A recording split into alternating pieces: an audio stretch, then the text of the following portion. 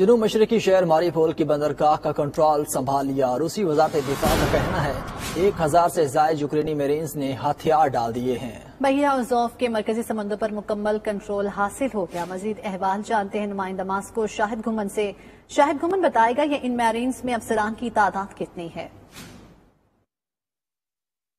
جی بالکل، روسی جانب سے محاصرے میں لیے گئے یوکرین کے شہر ماریوپول میں یوکرینی فوج اور افسران سمیت 1000 سے زائد یوکرینی میرینز نے ہتھیار ڈال دیے ہیں۔ روسی وزارت دفاع کے نمائندے میجر جنرل ایگور گوناشینکوف نے کہا ہے کہ ماریوپول شہر کے علاقے ایلیچ میں روسی مسلح افواج اور ڈونیٹسک عوامی جمہوریہ کی پولیس یونٹس کی کامیاب جارحانہ کارروائیوں کے نتیجے میں 1926 یوکرینی فوجیوں نے ہتھیار ڈالے ہیں۔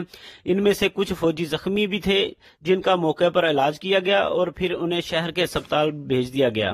ان کا کہنا تھا کہ ہتھیار ڈالنے والوں میں 162 افسران کے ساتھ ساتھ 47 فوجی خواتین بھی شامل ہیں۔ اس کے علاوہ 151 زخمی یوکرینی فوجیوں کو موقع پر ہی طبی امداد دی گئی ہے، جس کے بعد انہیں ماریوپول شہر کے اسپتال پہنچا دیا گیا ہے۔ روسی وزارت دفاع کا کہنا ہے کہ یوکرین میں روسی فوجی آپریشن کے آغاز کے بعد سے ماریوپول کے لیے لڑائیاں جاری ہیں۔ 7 مارچ کو ڈی پی آر فورسز نے شہر کی حدود کو عبور کرنے کی اطلاع دی۔